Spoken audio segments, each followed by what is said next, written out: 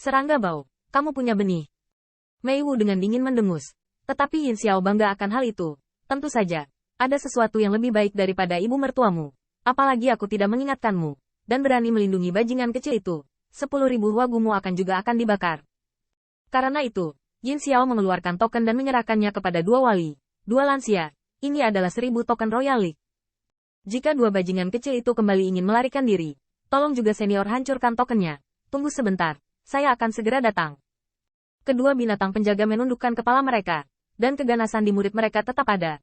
Berani menyinggung kekuatan dewa dari tuannya. Bunuh tanpa ampun. Ada binatang penjaga di pintu masuk. Yin Xiao tidak akan mempercayainya. Bahkan jika Guts Vestige lebih tua, cepat atau lambat dia akan ditangkap. Melihat Yin Xiao dengan seringai di wajahnya, wajah Mei Wuyan menjadi pucat, dan dia menyeret lengan baju Mei Wu. Saudaraku, apa yang kamu lakukan sekarang? Wajah Mei Wu renjelek, dan dia sedikit menggelengkan kepalanya. Belum lagi dengan kekuatan 10.000 wagunya, dia tidak bisa menghentikan begitu banyak pembangkit tenaga listrik. Dia bahkan tidak berani memanggil Qin Yichen untuk bertemu. Karena selama 1000 Royal League dan pasukan lainnya tidak bodoh, mereka akan mengikuti jejak mereka dan menemukan Qin Yichen.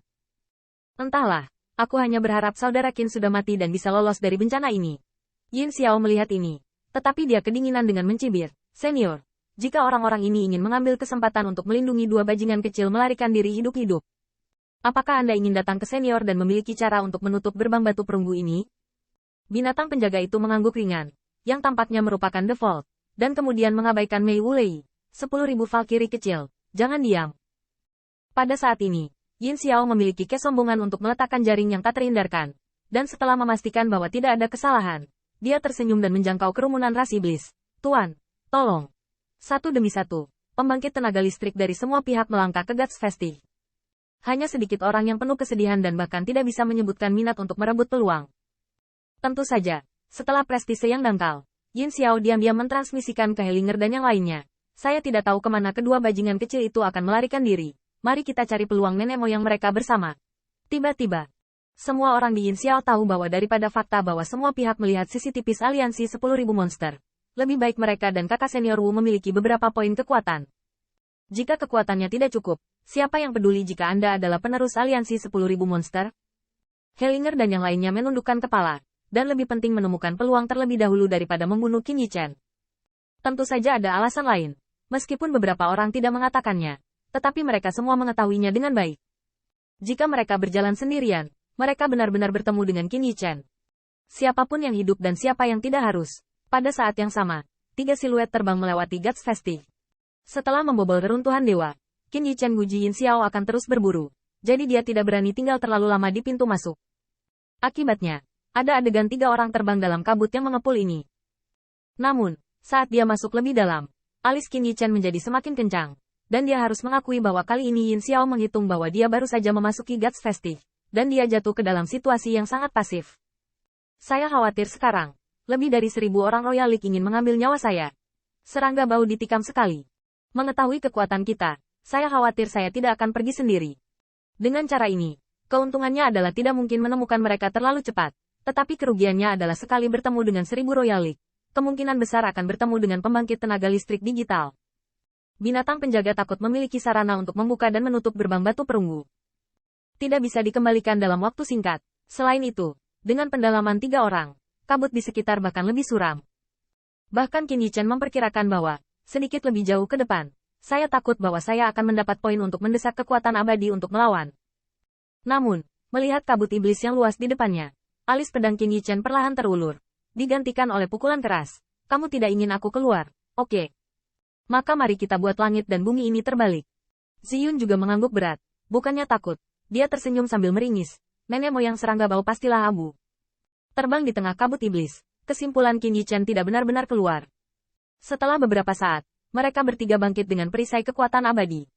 Di antara mereka, Ki monster itu kaya, tapi itu adalah harta kultivasi dari 1000 liga kerajaan. Namun, monster Ki juga merupakan sejenis energi. Karena ini adalah energi, ia dapat menyerap pemurnian berdasarkan tubuh. Tetapi Qin Yichen tidak memiliki suasana hati dan waktu saat ini. Dengan tidak adanya peta, setiap orang harus terbang ke depan dengan cara tanpa senjata. Selama periode ini, mereka juga melakukan 7 putaran dan 8 putaran. Jika mereka berjalan dalam garis lurus, mereka mungkin akan ditabrak orang. Aku tidak tahu kekuatan 1000 Royal League bernama Wu. Tapi dia pergi beberapa hari sebelumnya dan kurasa aku tidak bisa menyentuhnya. Sepanjang jalan, Qin Yichen merenung. Sementara kekuatan abadi menatap. Dan dapat melihat melalui kabut iblis. Grand kuno atau pavilion. Atau aula besar. Tiba-tiba, mata Qin Yichen berkedip. Dan sepertinya ada banyak sekali. Dengan penutup kabut iblis ini, mereka mendekati mereka. Mereka yang bisa bersembunyi di kabut iblis secara alami terkait dengan peninggalan Dewa Aliansi 10.000 monster ini. Meskipun peninggalan Dewa Aliansi 10.000 monster belum disegel untuk waktu yang lama, Qin Yichen masih tidak berani meremehkannya. Semakin kita bisa bertahan hidup di lingkungan ini, semakin aneh. Tiba-tiba, siluet di kabut semakin besar dan ketika muncul di depan Qin Yichen, sepertinya seteguk ular piton. Hati-hati. Dengan beberapa tindakan pencegahan, ketiganya tidak terluka. Qin Yichen menyeret Lu Xiaolu ke satu sisi, sementara Ziyun melintas ke sisi lain. Itu sudah menjadi pisau dan tangan.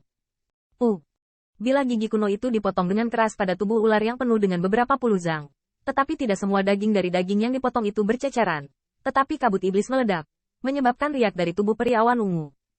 Namun, di bawah objek ilahi, ular sanca itu terpotong. Dan Ziyun merasa jijik, itu harus menjadi sesuatu. Tidak dapat menahan satu pukulan pun. Tapi Qin Yichen bermartabat dan tiba-tiba berkata, tidak peduli. Di depan saya, piton besar dengan dua bilah berkedut sebentar, mengguncang kabut iblis. Dan kedua mayat itu akhirnya diringkas menjadi satu. Mendesis. Setengah kosong dan setengah piton. Dengan kekejaman yang dingin dan parah di muridnya. Tampaknya membenci Qin Yichen 3 orang. Melihat ini, Ziyun terkejut. Bagaimana mungkin ini tidak dibunuh? Qin Yichen sedikit mengernyit. Mungkinkah ini mirip dengan keberadaan roh abadi? Qin Yichen menebak dengan benar. Suara Hong Lian bergema di benaknya. Ini adalah roh iblis. Itu adalah sejenis roh. Seperti roh abadi. Meskipun tanpa tubuh berdaging. Selama Anda memiliki kekuatan abadi, Anda dapat bertahan hidup. Namun, roh iblis ini dapat menyerap kabut iblis. Dan kabut iblis di Guts Vestige ada di mana-mana. Itu adalah ladang rumah mereka. Saya ingin membunuhnya sepenuhnya. Saya khawatir ini sedikit masalah. Qin Yichen juga menemukan bahwa setelah piton dipotong dengan satu pisau, meskipun sembuh, ukuran tubuhnya berkurang secara signifikan. Dan tubuhnya juga memiliki beberapa titik keredupan. Bahkan selama pemeriksaan Qin Yichen, tubuh ular sanca itu terpelintir. Yang tampaknya cukup menyakitkan. Itu adalah bilah gigi purba yang menyerang tubuh dan mencekik di dalam tubuhnya. Namun, piton tidak dengan cepat menghancurkan jiwa dan raga. Pada saat yang sama, kabut iblis di sekitarnya juga mengalir ke dalam tubuh di sepanjang sisik ular. Seperti yang dikatakan Hong Lian, dalam kabut iblis ini menyebar Guts Vestige. Sebagai iblis, ia dapat pulih kapan saja, memanfaatkan tanah.